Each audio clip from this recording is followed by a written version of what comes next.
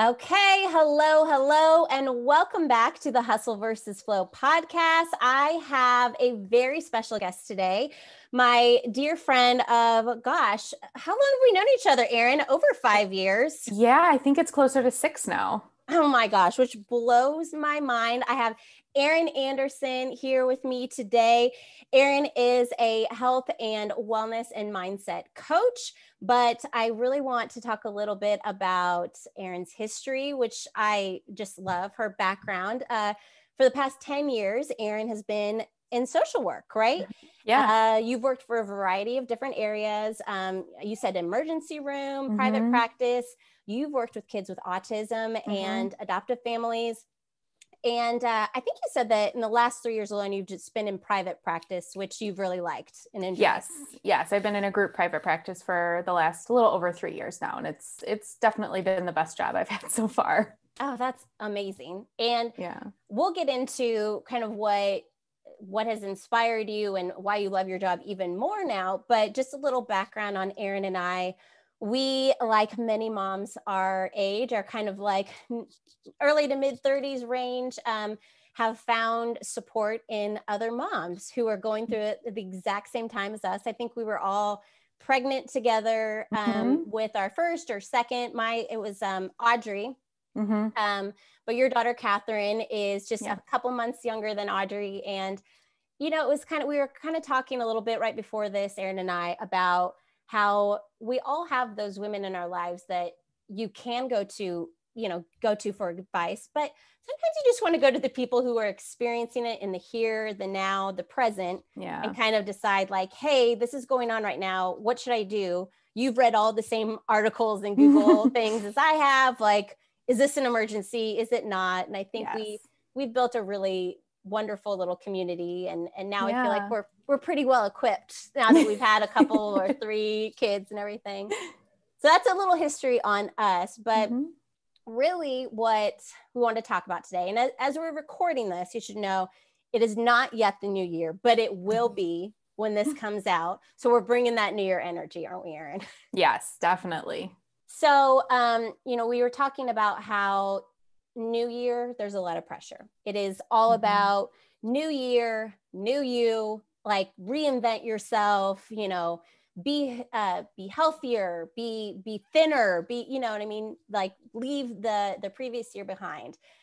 And I think that we can all agree that we are ready, right? We're ready to leave 2020 behind.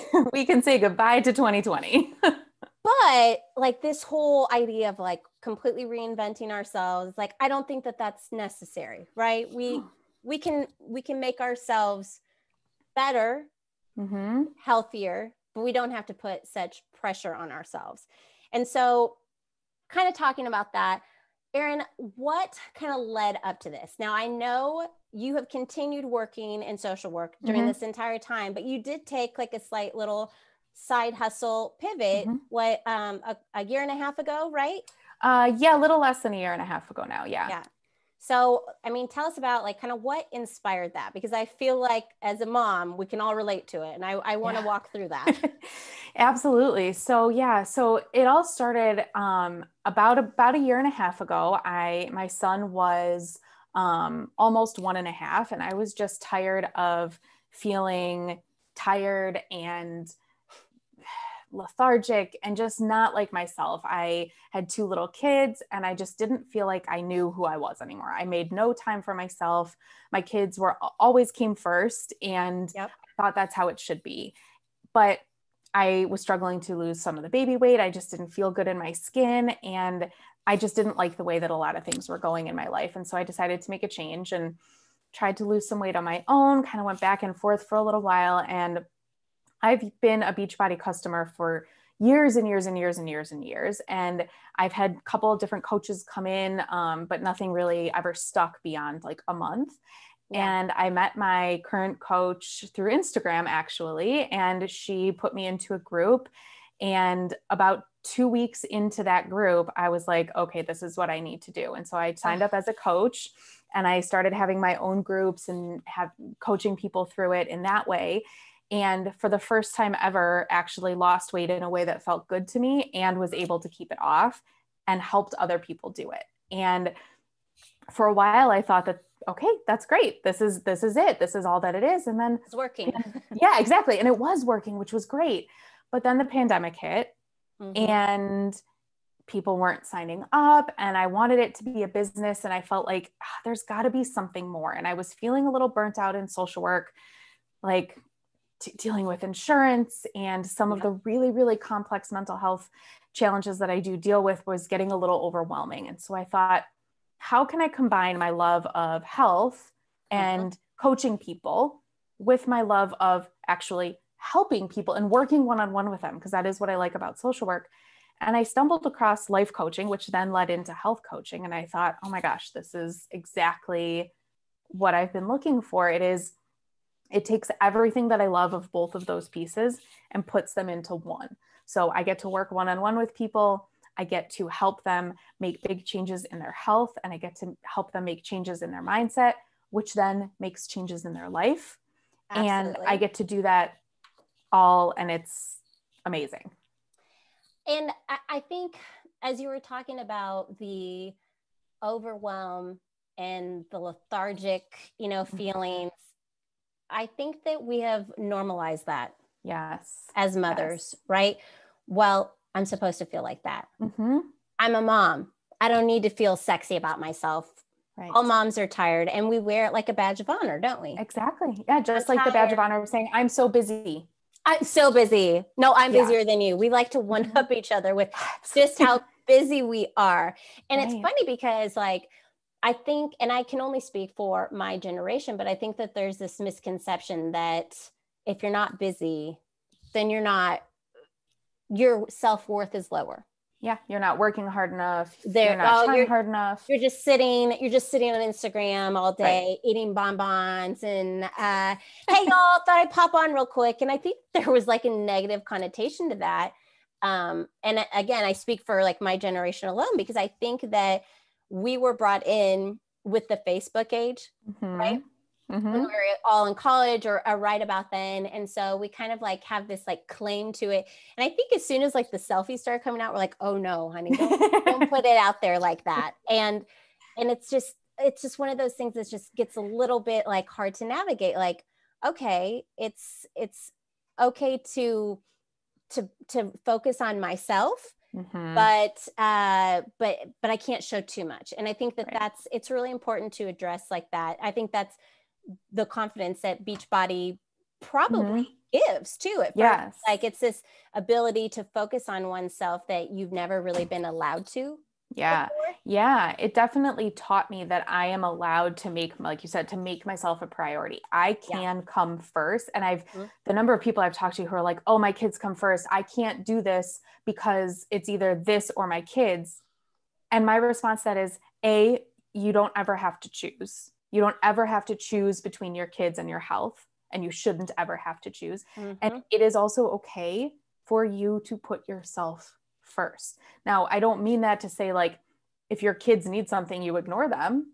Right. But, you can come first. You can make yourself a priority in your day, and you can learn how to fit that in whatever way works. And it's going to look different for everybody. I have found that getting up and working out before my kids get up in the morning works for me. Me too. It does not work. It does not work for a lot of people though. And so they need to fit it in during nap time or with their kids around them. Right. And that is fine. But to take 20 minutes and carve it out for yourself, if you're not doing that, you're missing out, because it's really, that is the foundation to be able to build the life that you want, and to be able to not feel like you are so tired and are so lethargic and dragging and like you're just going through the motions. Like you shouldn't live your life like that. But it's conditioning, right? Like it's not just a switch that you can flip, like self-care, self-care, it's still very like, this is a learned behavior. Like anything else, you have a lot of stories built up on why you can't put yourself first, and you have to work through those stories before you can be successful. Yeah. And I just have to go back to like how you mentioned that, after Zachary, you were trying to lose weight on your own, and it's just like, you couldn't break through that barrier. Right. And I'm the same. I think we had this conversation in one of our earlier, talks, that we were conditioned, or at least I was, that if I want to lose weight, and especially I was told at a certain age, girl, you better lose that weight before 25, before 35, or it's right. you're your never body going to shit. Yes. And so I remember being like 24 and just being like, oh my gosh. And I was carrying a lot of extra weight from being in my early 20s, partying, drinking, you know, I just was making not such healthy lifestyle choices because I was, you know, living my life. Like living my life means eating pizza at 2 a.m. or, you know, binge drinking or whatever. And it's funny because anything I knew about weight loss was spend hours in the gym, push yourself away from the table.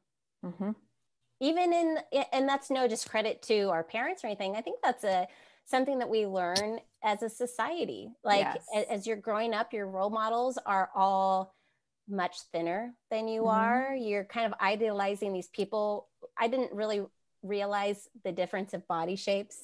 You know what I mean?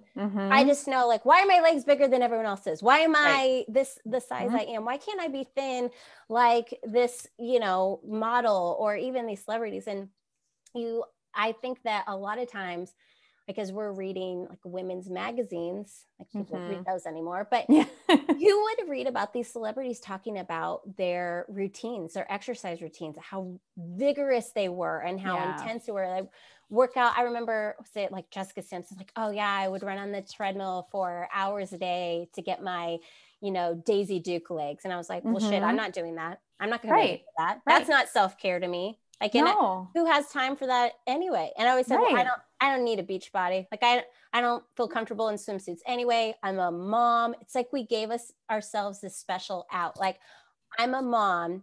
I'm married. I've got my kids. Ain't no one looking at me anyway. Yeah, I can let it go. Exactly. And so I think that we have conditioned ourselves to think like that. Well, if I want to lose weight, if I ate too much, I just got to stop eating.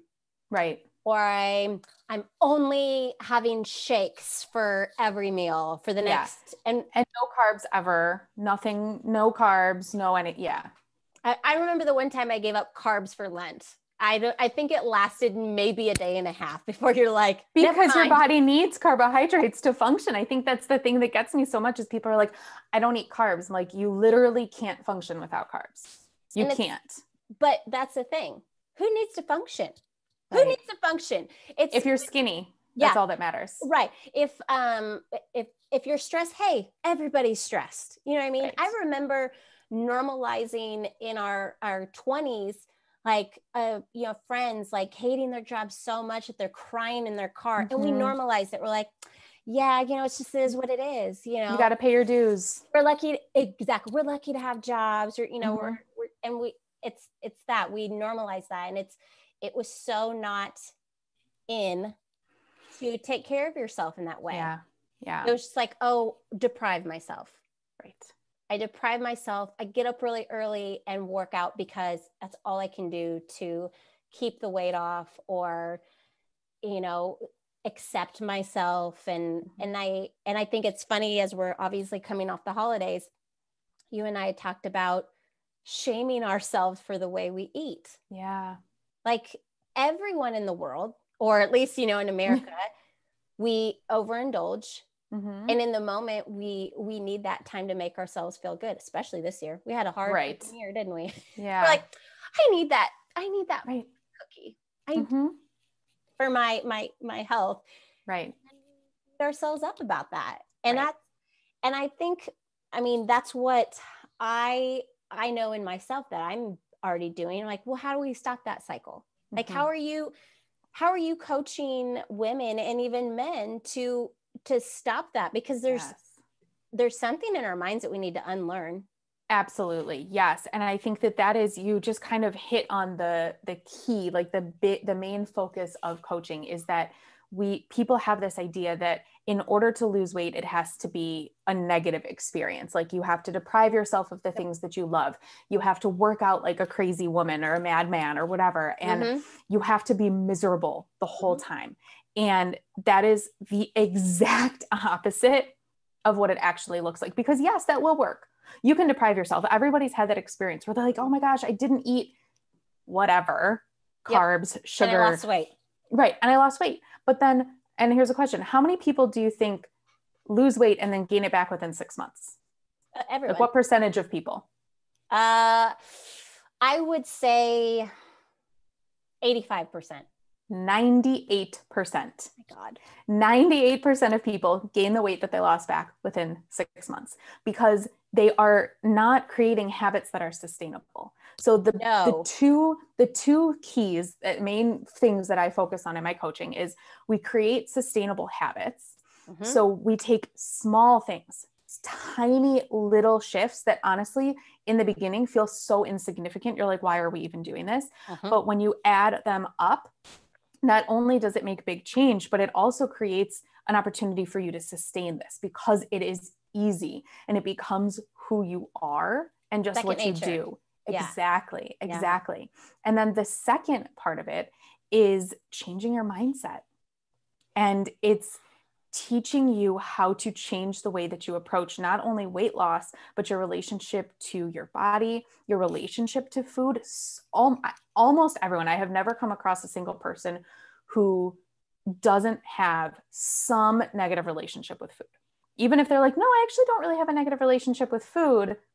When you dig into it, there is something there, unless they've gone through health coaching before, and then they might not. But see, this is such a buzz term or buzzword for me. Mm-hmm. Not that it's a triggering thing, but you and I kind of discussed this a little bit. And just as a sneak preview, Erin has got a really amazing tool. It's going to blow your mind. I am already obsessed with it. But she showed it to me and I saw it and I was like, oh, wait.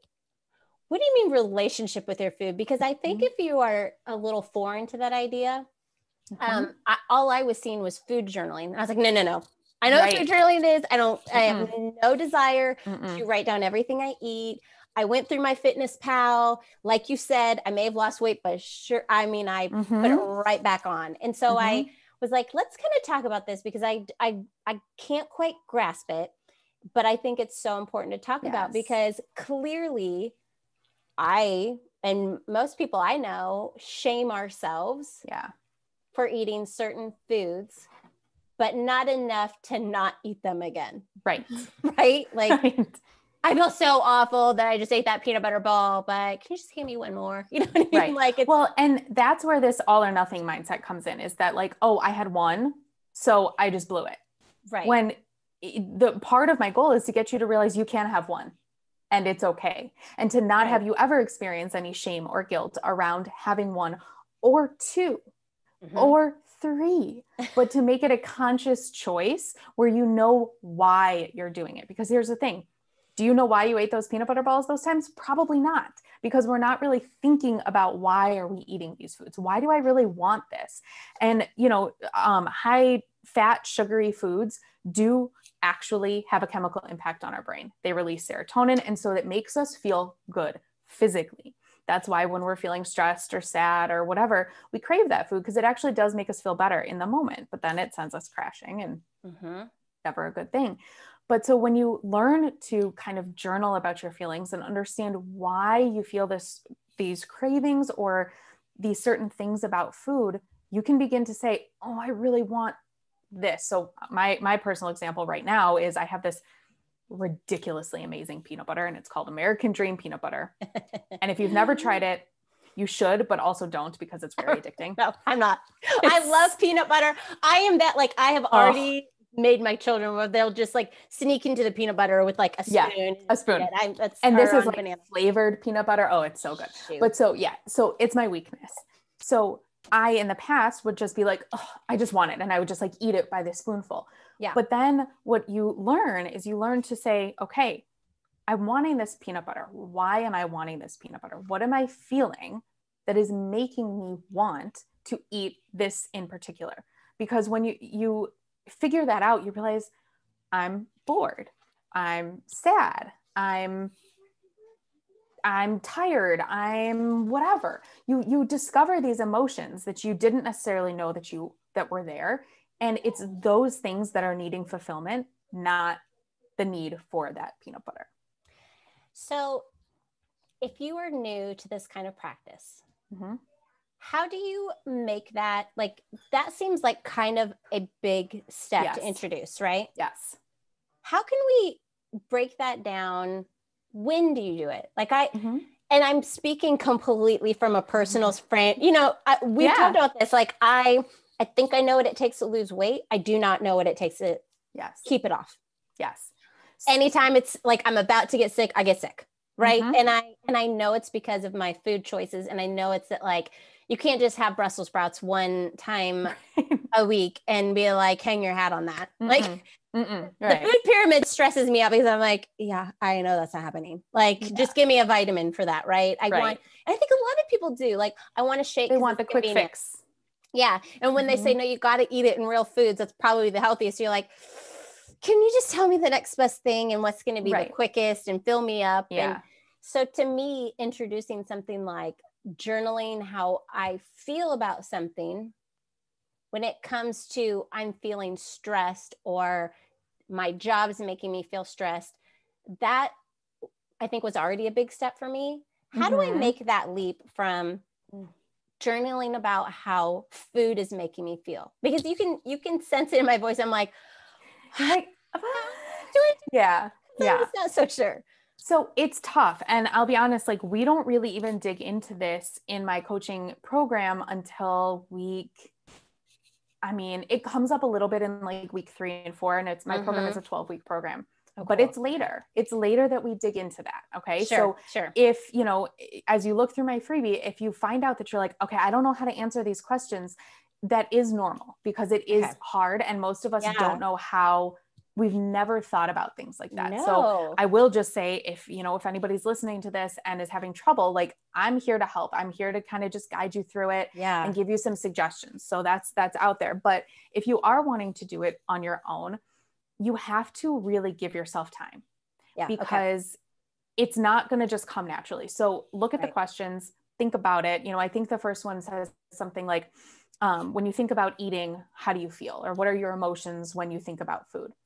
Most of the time people are going to be like, well, I feel stressed. I feel anxious. I feel nervous. I feel annoyed. I feel whatever, it's usually a negative emotion. Yeah. So then you kind of think, okay, there's a bunch of other questions, but the biggest step to take, as you were saying, Rachel, to like transition it into like a lifestyle habit and like sustainable, is to say, what could I think about it instead? So we say reframing. Exactly. Yep. So we say, okay, so I'm thinking it's all these negative things. How would I like to think about it? And how would I like to approach my food? I would like to feel, for me, it was like, I want to feel empowered. I want to feel in control, and I want to feel free. I want to know that I can eat what I want, but I'm not going to lose control.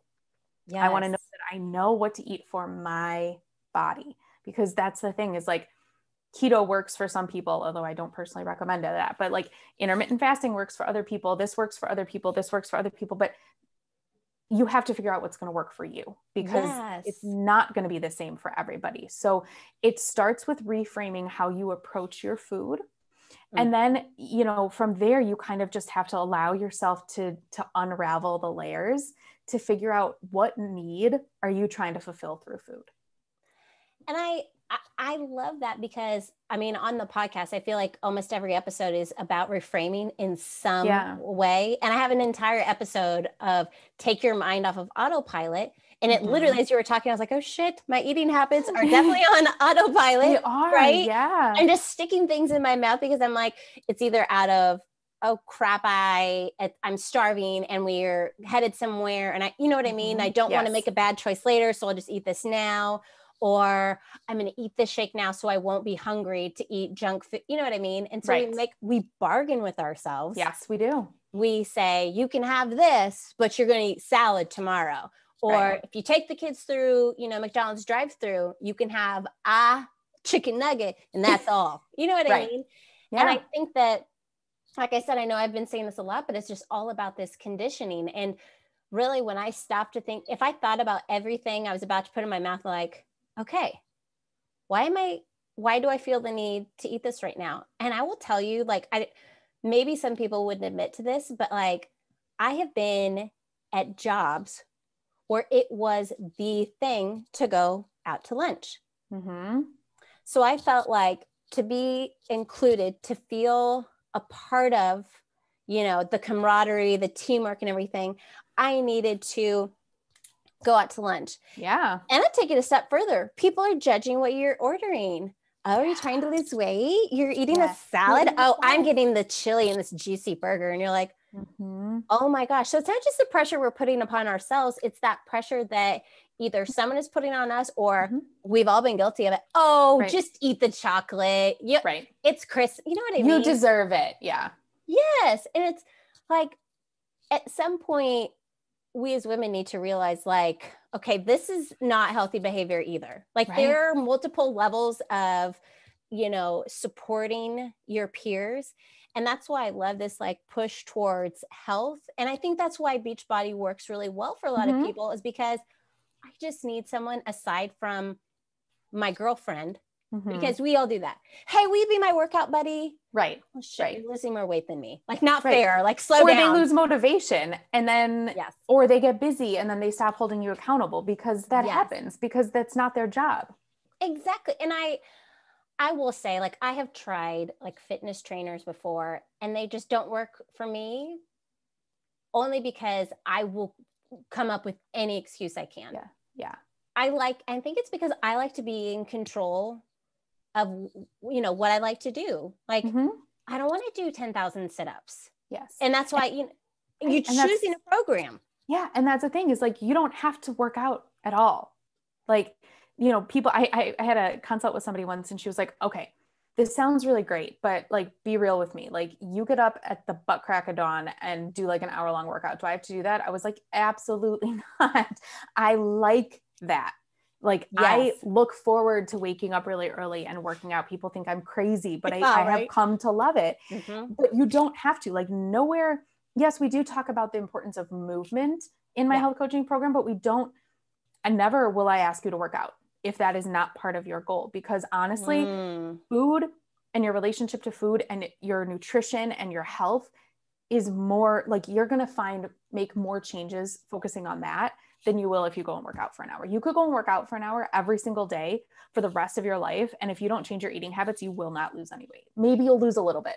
And that's what's so frustrating to me too, because, and I really do, and this is not to dog on Beachbody at all, because I do think it is such an incredible program, but I find that I connect so much with those women because they're so empowering. Yes. Like, I love your energy. I can't be doing that. Like that is like, there is something about me that closes off. Please know that I send you only, you know what I mean? Yeah. And so I think when I hear about a program like yours, it's like, okay, tell me more. Yeah. Because I will admit, I know it's bad to put out, negative self-talk, but like, I don't, not to say that I'm not a good cook. I've spent years saying like, I can't cook, which isn't true. I can apply myself. I'm very capable of following a recipe, right? I just don't enjoy it. And it's one of those things where I have a very poor relationship. I can now, like, really in this conversation, almost like I can kind of see now, like, I think I have a bad relationship with food because I put such a negative connotation on preparing it, planning it. Another thing that came out when we were like either newly married or about to get married, Pinterest, where you have all of these recipes that you should be making for your family. The top 10 lunches you should be packing for your kids. I'm like, God damn it. There's so much pressure. There's so much pressure. It is insane the amount of pressure that we put on ourselves even before we get to taking care of ourselves. Right. Absolutely. What should I be feeding my kids? What should I be? Because like, if I can't take care of myself, I sure as hell better take care of these children I've chosen to have. Right. And I think that's why people tend to put so much focus on their kids, because they're scared to take care of themselves. They're scared of the steps that are going to need to be taken, or what they think is going to need to be taken to take care of themselves. I think there is this idea that like, okay, well, if I start on this journey, it's going to literally overhaul my life. Yes. And it's going to blow up my life. Yep. Right. And like, no, because that's not going to be sustainable. Like that's not how it's going to work. And so being able to take these, I'm not kidding you, like tiny little baby steps along the way, make it feel like, okay, I can do that this week. Yeah. Like that sounds good. You want me to chew my food? That's all you want me to do this week is chew my food. Oh. And literally on week 1 or 2 of my program, I'm like, yes, I want you to chew your food. The end of story. And that's it. Like sometimes people are like, okay, give me a little more and I'll do a little more, but that's it. It doesn't need to, or like, they're like, you want me to drink water? Yeah. You just want me to drink water? That's all. You're not going to tell me to cut out sugar, cut out carbs, work out from it. No, that's all I'm asking you to do is drink water or chew your food. And the amount of like power that people feel is like, oh, confidence. I can do that. Yes. Exactly. And then they do it and they come the next week. They're like, oh my God, I realized. So the average person only chews their food about 3 times a bite and then literally just like swallows it. Yep. And digestion starts in our mouth. So our saliva releases digestive enzymes, which helps break down the food. So it's easier to digest, easier to absorb. Your body can use more of the nutrients from the food. And if you don't chew your food, more of it gets stored as fat because your stomach has to break it down, and your stomach isn't as efficient at it as your saliva, the enzymes. Wow, I can't speak. The enzymes in your saliva is. So it just gets stored as fat. I know that some people who are listening to this instead of watching it won't be able to see my jaw drop. And it's not like I've never actually heard this. I'm sure we've all heard this or read it or, seen it a million times, but it's like, it takes that conditioning. I need to hear over and over. Yes, I know I'm supposed to chew my food. I can't remember why, but I know, you know what I mean? Or like, and just saying it out loud. I don't have time to chew my food. That sounds so silly. You always have time to chew your food. No, like, oh my God. I'm constantly saying like, oh my God, I just inhaled that burger. And I'm like, right. Okay, we need to like reteach. And I love that is like a whole like segment of your program. It's literally a section. Chewing your food. Like, yeah. And where you can practice it enough that it will start to feel like second nature. And again, I don't want to spoil all the things in this awesome freebie that Erin is giving y'all, but one was putting down your fork in between bites. Yeah. Mind blowing, right? Like, oh God. I think that I can probably speak for a lot of people listening right now that it's almost embarrassing. It is. It's almost when I learned this, I was like, oh, well, yeah. Like, of course that makes sense. Oh, and it's a little bit sad, and you are shaming yourself a little bit because you're like, I clearly do not do that. But it's like, I love how that is, chewing your food, maybe putting your fork down is the next segment, but it really takes, like, the mind can only focus on so much. And if you're telling me, I need you to count your sugars, I need you to make sure you're drinking your water, I need you to make sure you're chewing your food, I'm going to tell you, I'm only going to remember maybe 1 or 2. And then you're going to get frustrated and discouraged and not do any of it. Nope. And I'm going to be like, okay, great. And I can say that a lot of people, I mean, hello, how many people get a gym membership, never go. And sometimes it's like, just spending that money is not good enough. Right. Like it's one of those things, like I've been guilty of that too. Like I'll buy a program for like $40 and then we'll never do it. I'm like, I will tell myself a story like, well, you would have spent that on going out to eat anyway. So don't worry. You know what I mean? Yeah. And like, it's not enough of an investment. People are always like, oh, I don't want to spend that much money on my health. I'm like, you would spend a couple $100 to get the engine replaced in your car if you needed to, right? So why are we not spending that money on ourselves? We sometimes need to spend money to the point where it feels significant enough, because you can blow $40. You can spend $40 on something and not feel bad about it. Yeah. Right. Yep. Right. A Target. Hello. Exactly. But like, if you're going to spend a couple $100, you're going to probably be damn sure you're going to utilize whatever that thing is that you purchased, because it's not just pocket change. Not that $40 is pocket change, but like, it's not a couple $100. Right. And it makes more of an impact. And it's somebody it's not just you reading a blog post about how you need to chew your food. Right. Right. I feel like it can sink deeper down in your, state of consciousness. If you're like, okay, I commit to chewing my food this week. Yeah. I commit to, writing about why I'm eating what I am in a journal or something like that. Like if I have a journal practice, I'm going to, that is going to be one thing, like how I'm feeling about my food practice. Right. Now, when you write, like, I know you said that it's it's not something that you, or maybe it is in your daily routine. Like, when is the best time for you to really think about? Is it something that you're consciously writing down? Is it something that now you can kind of like think through it as you start your day, around meal times? Like, walk us through, because I know you said this is a later point on it. Yeah. But just to kind of prepare people that like, this is the point that you could get to in your personal health. So usually what I do, what I have my clients do, is we talk about it together.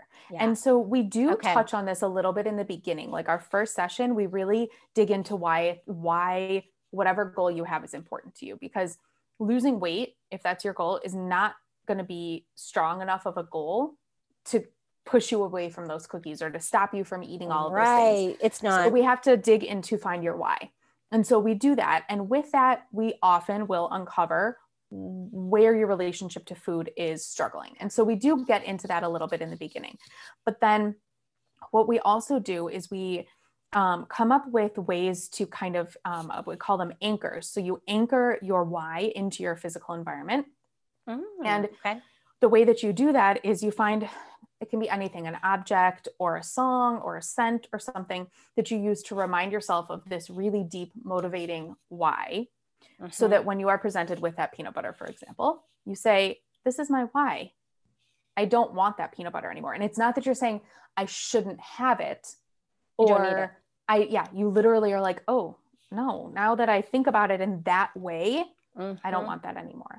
And then what happens later on is usually, it varies for everybody because the way that people process these things is different. But what I have found is that adding in some questions around meal times or cravings or things like that can be really beneficial. So you say, do I need this? Whatever. Do I need this opportunity to eat? Am I actually hungry? Or is there another part of me that is needing fulfillment? And so we also do work on a hunger scale and a fullness scale that is not just like, yes, it is like 1 to 10, but we learn to figure out, how do you know when you are at a 1 or a 2 on the hunger scale, or a 7 on the fullness scale? And how do you honor that? How do you say, I want this? This happened to me actually, literally probably about an hour ago. We had already eaten lunch and I walked into the kitchen. I was like, oh, I kind of want some of that peanut butter. And I stopped and I said, where are you on your hunger scale right now? And I was like, I'm at a 0. I am not hungry at all. Not at all. And I said, I don't need it right now. Yes, I want it for the flavor, but like, it's not going to do anything for me. It's not even going to make me feel good. And so I was like, okay, I don't want it. And I walked out of the kitchen. And I was just going to say, it's acknowledgement. Yes. Yeah. Even if you'd eaten it. Right. And the other thing is like, we have to care. Yeah. So we have to allow ourselves to care about what we're eating. And so many times, and I have been there countless times, where it's like, I just don't care anymore. I just don't care. But that is an excuse that you feel you're using to allow yourself to eat whatever you want, because you're not identifying what that need is that is underneath that's not being fulfilled. So that is another thing that we will do. That's in probably session, I don't remember, like 8 or 9. It's like towards the end, is we look at, okay, what areas in your life, what needs do you have that you're trying to fulfill with food and that you are not fulfilling in the rest of your life? And how can we incorporate different activities or things to allow those desires? So something that a lot of people feel like is, I need to rebel. I've been on my nutrition and I've been really good and I feel really good about it. Yes, but I need to cheat. I need to rebel. I need to be bad. Okay. How can you do that without using food? And so we come up with ways to say, okay, what could you do to rebel, to be bad without using food? And it's been a lot harder to come up with examples this year because like you can't go anywhere. So it's a lot harder to be like, go sneak into a movie or go like, whatever. But there's still plenty of things that you can do that will allow you to feel like a little naughty or like you've cheated a little without resorting to food.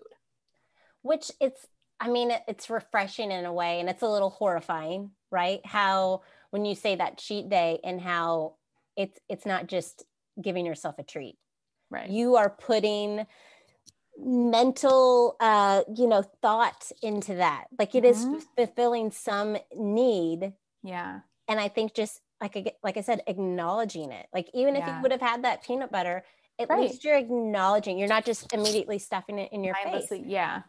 And again, we have not been conditioned in that way. Right. And so when I think about this, obviously, if you don't have children, this may not apply to you, but I know that I have learned enough about, my self-image and the way in which I'm bringing up, especially my daughters, to view their food. Because my way of like keeping my body at least a certain, range of weight, I know that there is part of me that has to say no to things.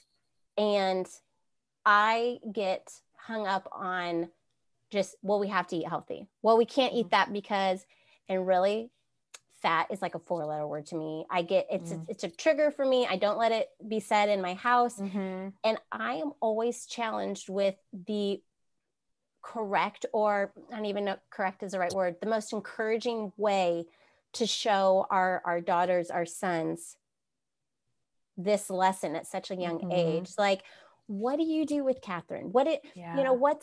Because I know that you're not putting her on a diet, obviously. Right. You're not, right? But you do want her to grow up with a healthy lifestyle so that it doesn't feel like she's depriving herself. She wants to be like that because it's just a learned behavior. Yes. We learned behaviors. And not that there was anything wrong with how our mothers or fathers kind of taught us how to stay healthy or whatever. It was just, it was what it was. And we have chosen how to interpret those lessons. Right. But if we're conscious about this now, right? We have made the decision on this path to like, I am dedicating myself for my health so that I can be a better, more energized, more patient mother to my children, to my husband, to my family. I'm dedicating this time. That's step one, right? Yeah. So along this path, I want to show my children in a healthy way that is not, I feel fat, I feel bloated, right, and making these negative connotations about why food is bad, why me eating this much is bad. What do you say? You just keep your mouth shut and go shame yourself in private? Like what have you found success with? Because I'm kind of at a loss, It's hard and it's really overwhelming and it can be very scary to be like, oh my gosh, like I don't want her to grow up with some of the same habits that I did. So how do I incorporate different things so that doesn't happen? And I think, first of all, the best thing that you can do is change the way that you talk to yourself. So if you change the way that you talk to yourself, it doesn't really matter. I mean, it matters what you say to them, but ultimately, if you have positive self-talk, you're not going to have negative self-talk to them, and they're going to see your positive self-talk. So thankfully, I feel like was well enough on this journey by the time she was old enough to like understand what I was saying. And I also I never engaged in negative self-talk around her to begin with, but if you should never feel like you have to shame yourself. First of all, is like, if you ever feel like you have to shame yourself, you have to check your mindset and say, okay, why do I feel like I need to shame myself? Why am I having these negative connotations? Because really, I want our relationship with food to be very positive. So I don't ever want any of my clients to feel like they did bad, or they were bad, or they made a bad decision, or they fell off the wagon or something. It's like, no, you veered in one direction and now we need to get back on, but to not have that negative self-talk, that is the first thing. So we switch the way that we talk about ourselves. Instead of looking in the mirror and being like, my stomach's fat, or my legs, or this or that, look in the mirror and say, what has your body given you? Like, my body has given me 2 beautiful children. It has gotten me through 35 years of life. It got me through 10 years of competitive figure skating, and it got me through a lot of things, and I can be grateful for that. And so being able to actually love your body where you are, no matter if you need to lose 5 pounds or 100 pounds, you need to love yourself, and you need to change the way you talk to yourself. So I think that's first and foremost. But the second thing is like, I try to make it a point to, I mean, yes, do I tell her she can't have things? Like, yes, last night we were like, no, it's not a dessert night. You're not going to have candy. Cause in my head, I'm like, cause you've had something like every day for the last month, because it's December. It's Christmas. It's Christmas. Right. But I don't force her, or Zachary for that matter, to eat their vegetables. But if they do want dessert, I do kind of be like, okay, you got to eat like a bite of cucumber or a little bit of this first. But I just give them well-rounded meals. Now I will tell you, Zachary doesn't eat really any vegetables or any meat or anything. Catherine eats almost everything. Now she's around me more when I eat because she doesn't nap. So she has snack with me. She will often ask for like veggies and hummus because she sees me eating that. And I'm not eating it because I feel like I have to. It's because I have learned to want to eat that. And so I talked to her just about like, yeah, I'm going to go have veggies and hummus for a snack. Do you want some? And she's like, yes, or whatever. And just making it a point to talk positively about food. If they're having a dessert and I don't want it, I'll just, they'll say, Mommy, do you want some? I'll say, no, I don't, not tonight. I'm okay. And if they say why, it is never, oh, I'm trying to lose weight, or, oh, I can't have that, or, oh no, it's just, I don't want it tonight. And I don't like, and that's it. And that's the end of story. And they're learning too, that if they're not hungry, they don't need to eat. They are learning to honor their fullness, and their hunger. And it's just important for them to learn to listen to their bodies. And I think if they can learn to listen to their bodies, we can teach them a little bit of that self-control and that moderation of like, no, you can't have Reese's Pieces for every single meal for the next week. But also I don't say that's a bad food. I just say like, it's not particularly healthy and we just don't have that all the time. But to also for them to know that they can't have it, because we all want to have those things at times. We don't want to feel like we can't have that. And I think when you grow up being in an environment where you can't have those things, that's all you want. I mean, I think that's why most people can attest to the freshman 15. Like you were probably in a house where your parents knew like, no, we need to have well-rounded food. We're not going to eat crap all the time. And so I know that once I got to college, I was like, I'm an adult now. I'm going to have Chinese for lunch. I'm going to have pizza for dinner. And then I'm going to drink a bottle. You know what I mean? And I think it's just like this, well, I couldn't before. And then you go through that, you feel lethargic, you feel that brain fog. And it's this vicious cycle where you're like, but that's acceptable. Right. Everybody feels tired. Everybody feels overwhelmed, especially this time of year. And I think we know enough about self-love that we're like, I'm not going to shame myself for these choices, but we also need to hold ourselves accountable. Exactly. Or it's like, for me, okay, yeah, I know about the level of which like my clothes will still technically fit. And that's kind of like my benchmark. I don't worry too much about like the scale, but it's just one of those things. Like, I know when I start feeling like the sluggish, the, and even, the overwhelm and stress. And this was one thing I really did want to talk about because especially this year. And I think especially maybe this summer, a lot of us were really stressed. I mean, I lost my job. And so I was dealing with a lot of stress there, but I think that there is an equal amount of stress of keeping one's job or staying employed or having enough money. And just that stress alone, we can control, what we're eating maybe. But I mean, let's just talk a little bit and remind people, because I know people know that stress is not good for their bodies. For one, it lowers their immune system. And now is not the time to have a lowered immune system. No, definitely not. Right. But I mean, Erin, talk a little bit about like why that is bad for weight gain. Like, even if you were eating next to nothing and working out every single day, if you're stressed, that's going to hinder your results, right?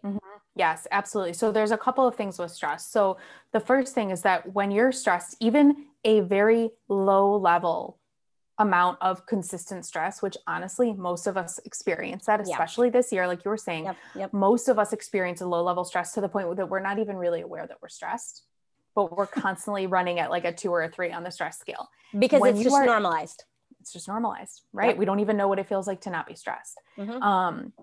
When you run at that level, even at that level or higher, of course, your body produces cortisol, and cortisol is the fight or flight hormone that when we were cave people, you would be presented or, attacked by a bear, and cortisol would be released, and it would allow your body to prioritize your heart beating, your blood pressure, and your limbs so that you could run. You can literally run away from that bear. The problem is that, excuse me, your brain and your body can't differentiate between real and imagined stress. Now, it's not to say work stress is imagined stress. Right. But it's not, you're not in physical danger. Not a death threat. Yeah. Right. It's not a death threat, but your body just senses stress. And that primitive response is still there. And so when you're at a low level of stress or high level of stress, cortisol is released, this fight or flight reflex gets activated. And when that happens, digestion is not prioritized. So if you are stressed, especially if you're stressed before you eat, your body's like, no, we're not going to digest that food. And so it basically stores it into fat. And again, like I was saying, prioritizes other areas to help you run, as if that's what you need to do. But you don't. So you are going to be more likely to gain weight. And the other thing with that is that typically when we're stressed, we don't sleep very well, or we don't sleep enough. Most of us don't sleep enough. And sleep is really key for weight loss and just health in general, because it's when our body repairs itself. And so if we don't allow our body enough time to repair and detox, because detox also happens at night, then toxins can load up in our bodies and we're just not healing. We're not repairing our muscles, all of that. And again, that can cause weight gain as well. So especially this year, if we're having trouble watching what we're eating, engaging in some of these negative mindsets around food, drinking a lot because people feel like they need alcohol to be able to cope with this, it all plays into where all of a sudden now it's December or January and you're like, oh my gosh, how did I gain 15 pounds last year? I didn't even think I changed much in my diet, but it's that stress level. It's that lack of sleep, and it's all of these things feeding into each other. And so like, obviously I know how important mindset is in controlling, the stress management, but what do you say to people who are like, why even try? I know I'm going to be stressed all the time. I know, like, why even try? My body is a fat making machine. Like, what can I do? I don't like cooking. I don't like exercise. Like, what can I do? And then you start thinking very seriously about, like, I've finally gotten to the age where I'm like, this is not about, like, I struggle with it because, like, well, this is not about me anymore. If I can't manage my health, then where am I going to be in 15 years for my children? Because right now at this age, you still feel fairly young. Oh, I don't like, I would be honest, like, I'll wash my face because, it's the right thing to do. But, probably 3 out of the 5 days during the week, I'm going to bed with my makeup on, mostly because I'm like, I can still kind of dust myself off a little bit. It's that reality hasn't quite sunken in, but I know that it will, you know what I mean? And I know that, like, okay, I need to, like, invest in my equipment now so that it can better serve me. So that if there is something that, God forbid should happen, my body is equipped to either fight it off or, what I mean, roll with it. And I just, like, I consider myself very lucky that I don't have to be on any medications. Like, I'll take a daily vitamin, but it's not, I don't think I've had a physical or, like, blood work since the last time I was pregnant. And that's when we take care of our bodies, right? Because we're like, well, it's not about me. It's just about this precious life inside. So I guess I'll invest in that time. And I have constantly been chasing that reason to invest in myself as if I were pregnant again. And that's exactly where we go to manage stress. Because yes, I could tell you, do deep breathing, meditate, take a bath, all these things. And, like, literally that is the one thing where people are like, no, it's not, I don't have time. I don't have time. So there's a couple of things that I do with my clients is, first of all, we look at the why. When your why is strong enough, it's going to allow you to reprioritize things in your life. But then we also look at how you can reprioritize things in your life. You can't, so my favorite analogy is, like, you can't put a new couch in your living room if you haven't gotten rid of the old one, right? I mean, maybe if you have room, but if you're replacing a couch, you have to get rid of the old one to bring in a new one. You can't bring in a new lifestyle if you don't get rid of the old one. So we have to work on decluttering. And it's not just physical decluttering, it's emotional decluttering, it's mental decluttering, it's sometimes relational decluttering. And we work on that to figure out, okay, what can I let go of? What can I delegate? What can I reevaluate? And that is probably the hardest thing for people because they don't feel that they don't feel like they give themselves permission to let those things go. But when you look at it from the perspective of your why, and you relate all of that together, you realize that that thing that you've been holding on to is really insignificant.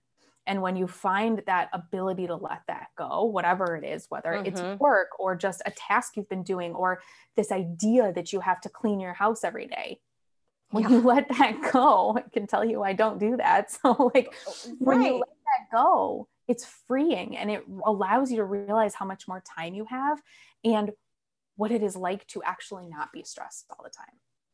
It's weird, right? It's because, and I love how you put that, because if we're talking about like, hello, as this is being put out into the world, it is January 1st, and everybody is really just putting a giant Band-Aid on 2020 and like, let's just start fresh. Let's just, who cares what happened? Let's just let's reinvent ourselves. New me, new you, or new year, new me. But if we prioritize decluttering and releasing what 2020 was, accepting it, and just like getting all of it, like, it's funny, but as you were talking, I was like thinking about like driving home today, and I was listening to like a typical, what would be considered like a breakup song.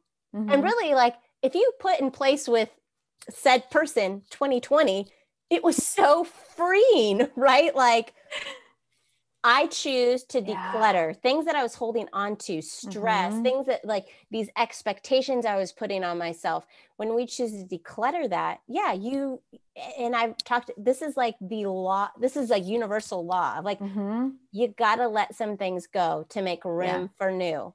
Absolutely. You have to make that time. Like, you're going to have to rebalance. There's only there are 24 hours in the day. You just got to prioritize them. If, like you said, if I was spending 2 hours a day cleaning up my kids' rooms or whatever, okay, what's the call going to be? Right. And recognizing what is actually important to you. So if cleaning up your kids' rooms for 2 hours a day is really important to you, then that's fine, right? But it's oftentimes we are spending our days doing things that aren't important to us, or don't matter to us, or aren't significant to us. And when we are able to let some of that go to fill the space with the things that are significant, that's when you can feel, like you said, that freeing sense, and you can feel really in control of your life. I'm obviously inspired. I'm sure everyone is too.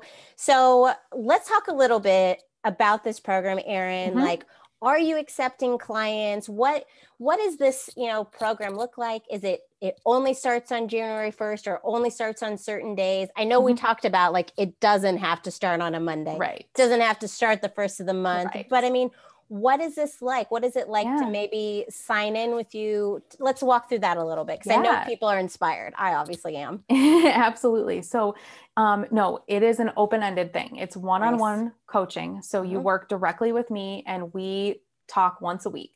It's either on the phone or through Zoom. I work literally, I have had clients like around the world. So anywhere, obviously the further away you are from the US, the harder it is with time change, but we make it work. Yep. But yeah, we meet weekly. My program is 12 weeks, but I will often have people kind of extend for another 12 weeks working on a different goal, or continuing to expand the work on the goal that they did. So it is not three months and you're done by, it can be a little open-ended in that, but the structure of my program is 3 months or 12 weeks. And like I said, it starts anytime. We put so much significance on a new year, a new week, a new month. Make today significant. Choose today or tomorrow, like whatever, but make the day that you choose to be the change just significant in and of itself, because it doesn't have to be, it's not this big scary thing that is gonna, like, you're gonna meet with me and I'm gonna be like, okay, this is what you need to change, and this and this and this and this. And I think that's why people get really afraid to make this change until they feel like it's the right time. Right. Because it feels like it's going to be so significant, but it's going to be simple, easy to follow, and you can start anytime. I offer free discovery calls. So they're about 45 to 60 minutes, and we will go through your goals, your challenges, areas that you struggle in. We will get into a little bit of your kind of motivators for change, where some of these behaviors came from. And then I explain in great detail how my program works, why it's successful, and what you can expect to get out of it. And it's totally free. So that's open for anybody. And yes, I am accepting new clients. Awesome. Yes. And it's great. And I love it. And I would love to do discovery. I love doing discovery calls. If I could do discovery calls all day long, just to be able to get people to see what their goals are, why they've struggled to meet them in the past, and then to have them hear the structure and have them be like, oh my gosh, I can literally see myself reaching that goal. Like, it's really that easy, is like my favorite thing in the world. Like, if the first week is chewing my food, I'm like, I got this, and it's just like about building that confidence, because like, think about the confidence you have, like working out like every day for the first week. That feels good on Friday when you're like done with it. But then it's like you miss a Monday or you miss a Tuesday and you're like, I'm done. I can't do this. I can't. And I love that your program is not about working out. Like, No. Like, again, when I don't want to knock Beachbody again, but because I do think it's such an incredible program, but that is the exact reason I have always shied away from it. Cause I was like, well, I got a busy week coming up. I've got, I got to be to work, super early this day, and I'm not going to have time to do it. Or we're going on vacation and I don't think I'll be able to prioritize. And so you just keep putting off. But really, you are teaching people to just really infiltrate this into their routine so that it isn't. And exactly. And literally, no matter what comes up in their life, whether it's work or vacations or weddings or whatever, you will feel confident to be able to approach that. And like, obviously I love Beachbody too. Like, I've been doing it for years. I literally work out every single day. But it is something that I prioritize. So we went to Turks and Caicos last year and I worked out every single day on vacation. I do it in the mornings, even when I have to work, if I have to get up early, but that's me. That's because that it gives me something that I can't get any other way. But if it doesn't give that to you, or it's not something you want to prioritize, then don't put that pressure on you to prioritize that. Right. Because it's just going to make you feel bad. And there's no point in that.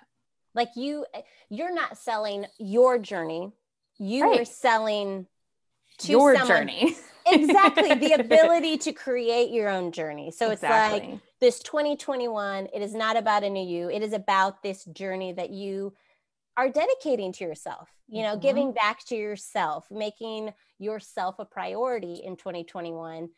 Not to say you didn't the previous year, but just refocusing, being able to, feel good about like what you have left behind, feeling proud of yourself of the things that you made it through, because we all survived, right? Yeah. I think it's time that we all start thriving a little bit.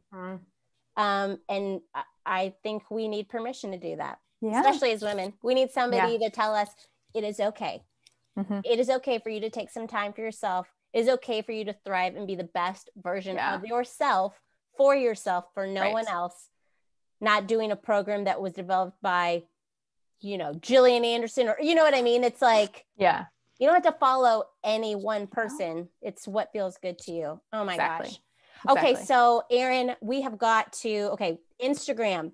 Yes. Erin_Anderson_official, right? That is correct. Yes. And I'm going to link all of this in the show notes. We also have, for all of our listeners today, you will get, we'll put a link in there so you can get Erin's amazing freebie. You guys, when I saw it, I was like, this is amazing. It was just like, it was so simple, but one of those things where like, why didn't I think of this? Why am I not doing this? And then of course, as you know, this relationship, this journaling about how you feel about food, I was really intrigued by that.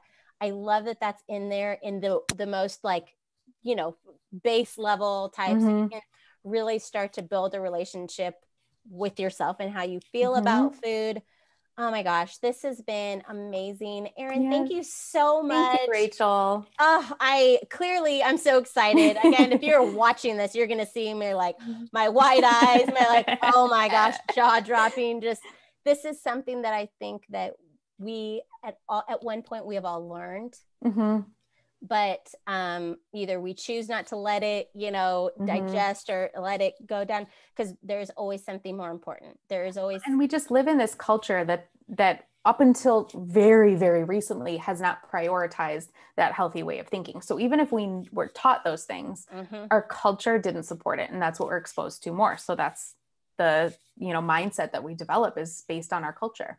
And now we have to, like, it is like, not to sound dramatic, but it is like life or death. It has gotten to the point where at some point you or someone will get this sickness, and you need to be in your best health. Yeah.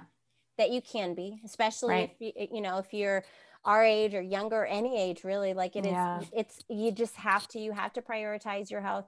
We need to teach our children, our people who look up to us, like our nieces and nephews. I had this conversation with my niece today about, like, yes, healthy living, but oh man, all my friends are going to Chick-fil-A today, and now I feel like the loser because I'm on a diet. And I think it's just really acknowledging, like you said, acknowledging your own relationship with food and the significance we're giving it, which is not talked about a lot. Right. And I think the other thing that I want to scream through rooftops is, like, I hate diet culture. So yes. I don't want anyone that ever talks to me to think they ever need to be on a diet. So also, you will never be told to go on a diet. Amen. Amen. Nobody wants to be told they need to or they want to. It's just something that we think is ingrained in us. I need to die. I need to go on a diet. I need to lose weight. I need to da. Diets are temporary. So what happens when it's over?